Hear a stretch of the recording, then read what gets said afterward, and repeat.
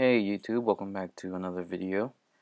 Today's segment of Broken or Not is going to be about the card Purgatory Dragon, Ogre Dragoon. Now if you guys missed episode 2, that's because it's on my first channel and I'll have an annotation somewhere so you can click on that, go and watch that video, like it, and comment on if you think the card is broken or not. But back on to this video. This video is about Purgatory Dragon. Let me run down the stats real quick. It is a dark dragon and it's level 8, so it's not the hardest thing to pull out.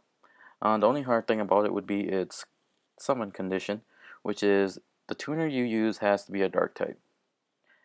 And yeah, one dark tuner plus one or more non-dark, one or more tuner. Its effect is once per turn, when your opponent activates a spell or a trap card, while you have no cards in your hand, you can negate the activation of that card and destroy it. So already you guys can see the similarities with this card and cards like Six Samurai Shiin. The only difference is that you have to have no cards in your hand. And having no cards in your hand, it could be bad, but it's actually really good in one specific deck. And that deck is Infernities, which this card seems to... It looks like this card was created just for Infernities.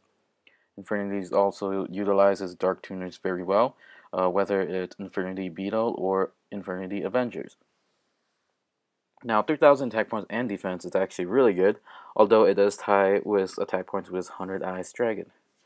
Now, would you take out 100 Eyes to make room for Purgatory Dragon, or would you take out another card? Even in Infernities, the extra deck space can still be very tight depending on how you play it, but even a regular standard Infernity extra deck, it'll still be pretty tight. So I don't know how someone would make room for this card. If you guys know, you guys should let me know down in the comment. But I just feel like if people would be playing this card, I could see people making like one extra space for it. I don't know if I could see two, because I don't know if the card is good enough to have two. I think most of the time a player may want to run into 100 Eyes instead if they're not going to go into like a Trishula play, which is the level 9. But this card can also be good in certain situations. Now obviously, because we only have one Trishula now, the Infernity deck in general really changes its playstyle. Back in the OCG where Trishula was at 3, it was really like a deck where you really just wanted to pull out Trishulas and eliminate your opponent's hand, field, and graveyard. But now that it's at 1, that's actually nearly impossible.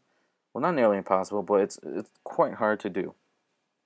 So now, like the TCG, we rely on like the 100 Eyes Dragon to continuously loop certain cards and combos and create like a big field with like 3 Infinity Barriers set and at least 1 Infernity monster out there and maybe like a beat stick out there. With this card, it's like having another Infernity Barrier. Not nearly as good, of course, but it does, it does do its job if your opponent allows it to. And it's also once per turn, so it's actually on your turn and your opponent's turn. It is a quick effect. It's very good, but I don't know if I could see this card be running in 2s or 3.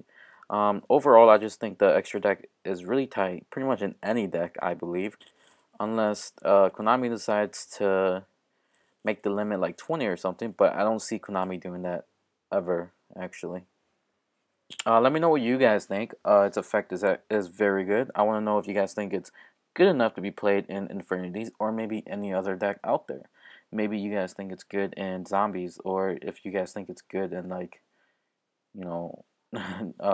Destiny Heroes or something.